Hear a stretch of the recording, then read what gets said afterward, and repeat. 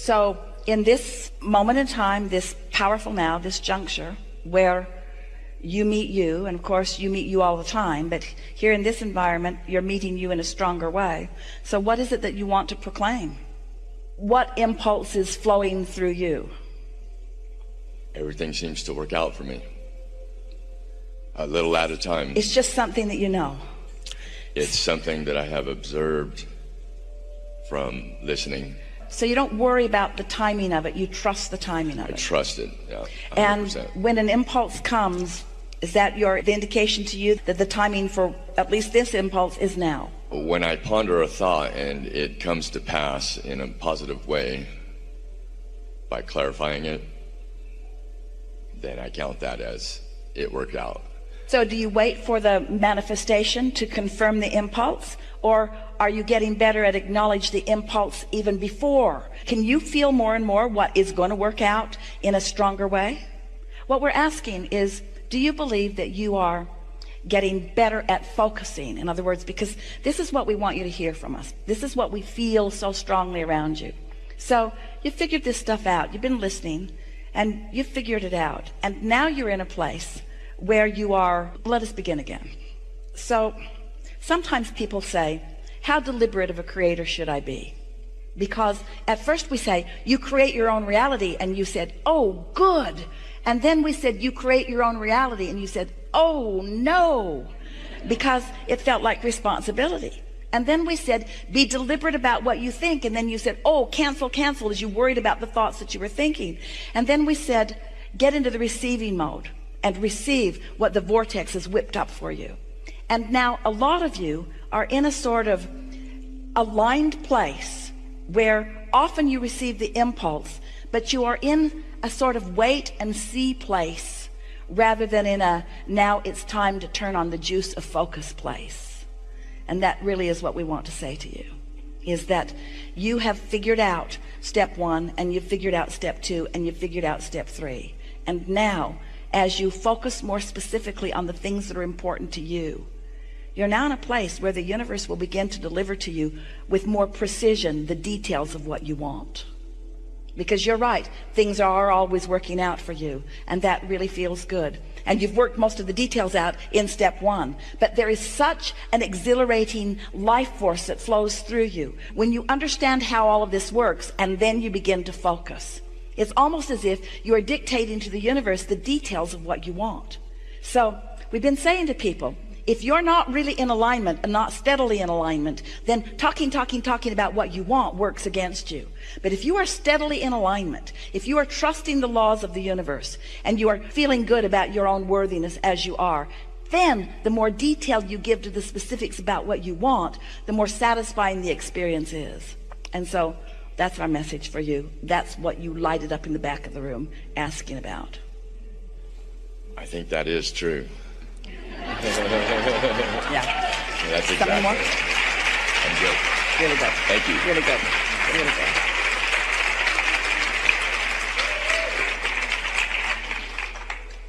Do you like being the creator of your own experience? Yes. Do you like being the accidental creator of your own experience? Do you like being the deliberate creator of your own experience? You like being aware of what you're creating? You like that hands-on feeling? I had a really wonderful interaction with my kids this morning. They have started to be interested in listening to the Getting into the Vortex meditations. My daughter said something hilarious that I wanted to share with you, which is that she said, Papa, I don't understand any of this, but it's sure fun to listen to. Says it all, doesn't it? It really does. Yeah, because on some level she is feeling the harmonics of it, and she understands more than she is ready to acknowledge. Yeah, there's much more taking place in a gathering like this than the verbal interaction. It's a vibrational interaction, and that's what she's describing, is that feeling of resonance. And so her mind is making sense of the vibration of it. Isn't that interesting? It feels good to her. Your mind makes sense of the vibration of things. And the thing that is the most confusing to children is when their mind is making sense of the vibration of things, but the words say something confusing. And so That's why it's always a good idea to talk to your kids as much as you can, but only talk to them when you know you're in alignment. But talk to them as much as you can, but only when you know you're in alignment. But talk to them as much as you can, but only when you know you're in alignment. Because the rest of the world's talking to them all the time. But it's nice to have someone who's talking to them from that place that feels so good. Yeah, really good. I've been curious the whole time that I've gotten to know the teachings of Abraham, since the first time I ever heard Esther's translation, about the sense of humor. And just simply, is that part of Esther's translation, or does the universe just absolutely have a sense of humor? Because that would really explain a lot. Some of both are true, because Esther likes fun more than all other things put together. And she likes funny. She gravitates to that. But what you're feeling mostly, because unless you're in the vibrational vicinity, you don't make the connection. So it's about timing. It really is about our understanding of where you are and our desire to pull you into alignment through that timing.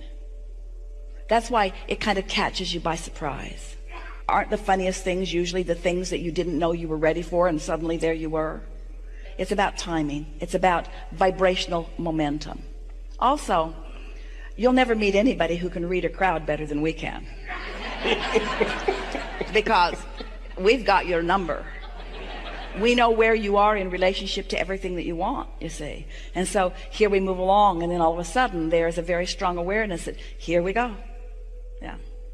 I also wanted to express my appreciation for Esther in that, not only about the translation, but in the examples that she's willing to share in these moments of her own life and her own experience and her own work. Oh, she's unconscious. We just take them and run with them. Her willingness is always there, and we are appreciating that too. But you know why it's easy for her to be willing for that? Because she rests mostly in the vibration of alignment with us. So she has that delicious place of knowing our love and appreciation only for her. She doesn't feel embarrassed, because when we are flowing through her, she knows that we feel the value of all of it, you see, because there is no wrong place to be. All of your inner beings feel that way about all of you. I realized on the way home from the last time that I visited with you, what's come up before just today, that I actually have that too. I was driving home and I said, it isn't the same. It's not the same focus and the same intensity that Esther feels, but I have it too, and it comes. And like you said, when it comes, you can't help it. You can't help but say the truth. We want to give you something important. It's not the same for Esther when she's in her car all alone either. When she's in a room here with you, with all of your asking, it's a different experience. In other words, the calling of you makes this more. It makes it more pointed. It makes it more powerful. Can I ask too, I heard you speaking with a British gentleman, it was maybe in the last few years, and he was describing himself as having a bipolar disorder. And it was a beautiful conversation that you had, in that, one, you said, call it what you will, but you're just alive. You have an incredible power of focus, you told this man, and that comes out on either end, and that you can get extremely focused on the negative end and extremely focused on the positive end, and that you were encouraging this gentleman to control his contrast better and to start to be able to stay in the lane better. Be aware when you're on the rumble strip, so that you don't get off in the bar pit before you try to correct it. Yeah. And although we also said everyone's bipolar to some degree, because bipolar could be in the vortex, out of the vortex, in the receptive mode, not in the receptive mode, in alignment, not in alignment. When you really, really, really want something and you're out of sync with it, it feels awful. And when you really, really want something and you're in sync with it, it feels wonderful. I appreciate that your answer is always the same. It's easy because the laws don't change. And our bipolar friends are our favorite students, because the intensity of their desire summons in such a strong way. I want to share with you one more thing. I heard you I had a similar idea of everything's always working out for me as something that resonates. It just does. And I was thinking, wouldn't that be fun to have that in my vehicle? So that I was always thinking about that because I spend a lot of time there. And I put little things around the house and stuff like that too. And then you said, well, we do that in the bus. And we had it actually on the dashboard so that it reflects in the windscreen so that you can see it, so they've written it backwards. And so I spent a little bit of time trying to figure out how to write it backwards and going to the mirror and being like, oh, close, going back. And then it was so exciting when I got it done. It's like, I got it. And I put it on my dashboard and was very excited and went about having one of the worst days I've ever had in my life. And just thought that was, with a little bit of hindsight, thought that was hilarious too. And I just wanted to share that. There might have been a little more struggle in that than was necessary. Right? Yeah. Or doubt. I mean, just maybe having it there in my face caused me to wonder if that's actually true for me or not.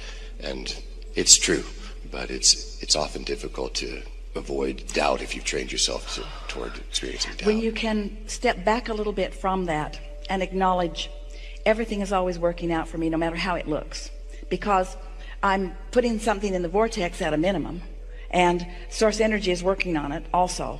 And so it is all working out for me, whether I'm in the receptive mode of it or not. It is working out for me, whether I'm in the receptive mode of it or not. It is all working out for me, whether I'm in the receptive mode or not. Ooh, I'm in the receptive mode. Now I can really feel and really witness how it's working out for me.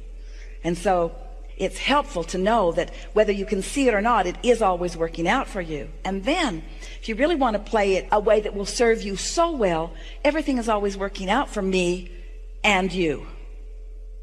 It's always working out for me and you. So then Esther is thinking, okay, I like the idea that it's working out for me, and I love the idea that it's working out for others, but what if we are not working out very well together? Then it's working out for you because you go that way and you go that way.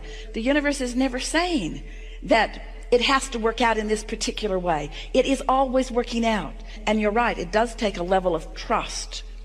And once you get to that place, it only takes a little bit of thinking about it. It's like, we touched on this earlier, when you set an intention and you deliberately hold yourself in the vibrational vicinity of that intention, and then you watch it play out, it gives you more belief in your ability to focus. But when you want something and it's not working out, and that's what you're noticing, then it takes your belief away that things are working out for you. But knowledge of the way the universe works, all the doubt away. You could say things are always working out for me, but I'm holding most of the good stuff off for later. That was meant to be funny.